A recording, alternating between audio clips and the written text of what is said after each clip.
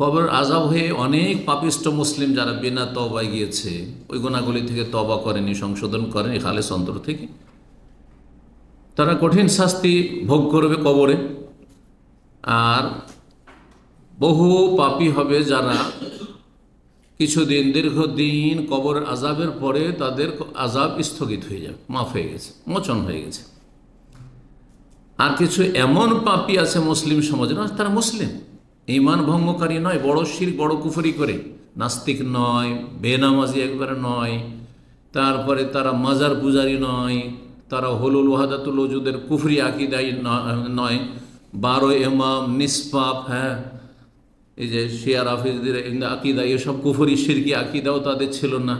তারা ইসলামকে টিকিয়ে রেখেছিল, কিন্তু এত দুর্বল ঈমান ইসলাম ছিল যে 5 ওয়াক্ত সালাত ঠিক ছিল, তারপরে শিরক মুক্ত ছিল, নাস্তিকতা মুক্ত ছিল, তবে বহু পাপে জড়িয়েছিল।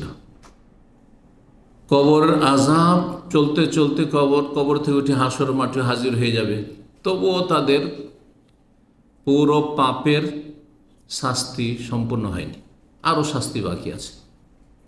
তখন হাসর মাঠের আযাব, ঘামে হাবুডুবু করলো, আর বহু অশান্তি বহু কষ্ট ভোগ করলো হাসর মাঠে, তারপরেও যদি কাফারা না হয় তখন জাহান্নামে নিক্ষিপ্ত হবে। তাহলে জাহান্নামে যারা অস্থায়ী জাহান্নামী, তারা কত পাপ করে আল্লাহর সামনে হাজির হয়ে চিন্তা করুন। আমার এই ভূমিকা থেকে আশা করি বুঝতে পারছেন, অল্প স্বল্প কাবিরা গুনাহ যদি থাকে তো দুনিয়ার মেলা শাস্তি পেয়েছে, অথবা কবরের শাস্তি পেয়েছে, হ্যাঁ, যাতে মোচন হয়ে গেছে।